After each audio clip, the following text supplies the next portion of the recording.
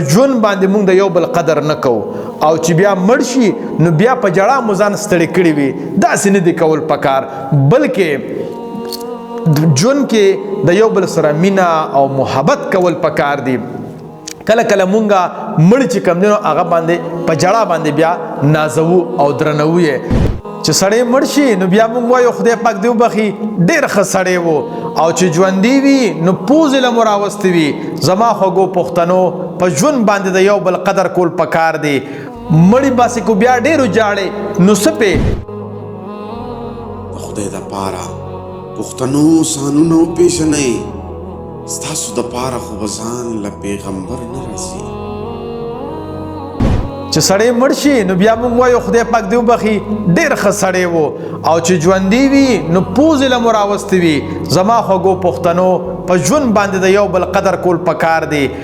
مړی باسي کو بیا ډېرو جاړې نو څه پې نو ځکه خو اکرام الله ګران بابا وایي چې په ژوند باندې محرومه د ژوندونه یې کړمه اوس مې له حد ته کوزوي ښه د ارامه سره او قاصده دا خبره بسته چې انکار یې وکړه قاصده دا خبره بسته چې انکار یې وکړه سله سلګۍ راته شمارې د پیغام سره زما خوږو پښتنو په ژوند باندې د یو بل قدر کول پکار دي او مړی په جړا باندې نه درنیږي السلام علیکم ورحمت الله وبرکاته زه یم عبدالله عابد په سوات یونیورسټۍ کې استاد یم او تعلق مې د 400 سره دی تاسو هم ماته خپل نوم د کوم ځای سره تعلق ساتئ او څه کار روزګار کوئ په کمنټس کې ضرور ماته راولېږئ زما خوږو پښتنو زما دا ارمان دی چې ټول پښتون قام دی معاشي او معاشرتي طور باندې ښه مضبوط شي د هغې دپاره الحمدلله زه کتابونه ګورم او تاسو ته په ساده مورنۍ ژبه کې در رسوم اوس تاسو ته زما دا خواست دی چې زما دا اواز باقي ټولو پښتنو سره تاسو شریک کې ډېره مننه به وي خوشحاله اوسئ ودان آباد اوسئ بریالي اوسئ اوس راځو خپلې موضوع اړخ ته او هغه دا ده چې په ژوند باندې مونږ د یو بل قدر نه کوو او چې بیا مړ شي نو بیا په جړا مو ځان ستړی کړي وي داسې نه دي کول پکار بلکې ژوند کې د یو بل سره مینه او محبت کول پکار دي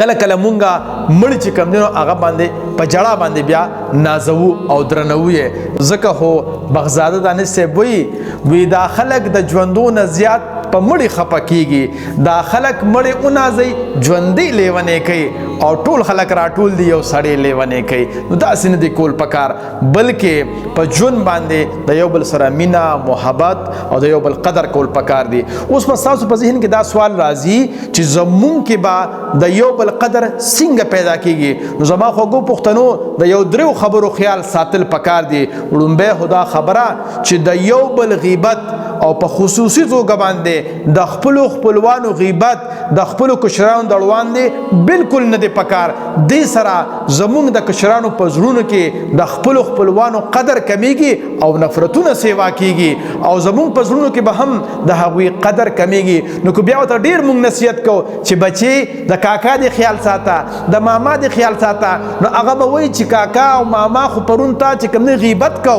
د هغه خو دې پرون چې کوم نه غوښې خوړې او نن ماته وایي چې خیال ساته نو ګورې بیا به هغې او زمونږ او ستاسو خبرې بالکل نه مني نو دې سره زمونږ په زړونو کې د خپلو خپلوانو قدر کمیږي دویمه اهمه خبره چې هغې سره زمونږ په زړونو کې د یو بل قدر کمیږي هغه دا ده چې الله پاک په هر انسان کې څه نه څه صفت ضرور ایښی دی او زما او ستاسو په رشته دارو کې به هم خامخا څه نه څه صفت وي مونږ خو په خپل صفت باندې ستړي کیږو نه بلکې هر وخت مونږ د خپل صفت کې لګیا یو نو دغه شانتې په هغې کې به هم خامخا صفتونه وي نو تاسو له پکار دي او مونږ له پکار دي چې د خپلو کشرانو دړوان دی په خپل کور کې د خپلو خپلوانو صفت بیانو د هغې صفت سره به زمونږ په کور کې د زمونږ د کشرانو په زړونو کې زمونږ د زنانو په زړونو کې زمونږ د سړو په زړونو کې د خپلو خپلوانو قدر پیدا کیږي او نفرتونه به لرې کیږي نو دویمه اهمه خبره دا شوله چې د خپلو خپلوانو صفت کول پکار دي او دریمه اهمه خبره چې د قدر پیدا کولو لپاره ډیره زیاته ضروری ده هغه دا خبره ده چې کله هم مونږه په کور کې یو یا کو په مجلس کې یو نو مونږ له دا احتیاط کول پکار دي چې ګورې د خپلوانو نه با ګیله په ډک مجلس کې نه کو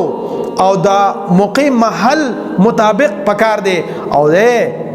په یو کور کې خود ولوخم خامخا جنگيږي نو خپلوان نو به زما او ستا خامخا ګیلوي نو مونږ له پکار دی چې مونږ ځان له پزان ل باندې د موقع محل مطابق او په ښه انداز کې د خپلوانو نه ګیله کو نو هغه به بیا خامخا مني نو دې طریقې سره به هم ان شاء الله العظیم زمونږ پزړونو کې د یو بل قدر پیدا کیږي اوس د نننی سیشن خلاصه دا سولا چې کوچري مونږ غواړو چې زمونږ پزړونو کې او زمونږ د کشرانو په زړونو کې د یو بل قدر په ژوند باندې پیدا شي نو د هغې دپاره درې کارونه کول پکار دي لومبی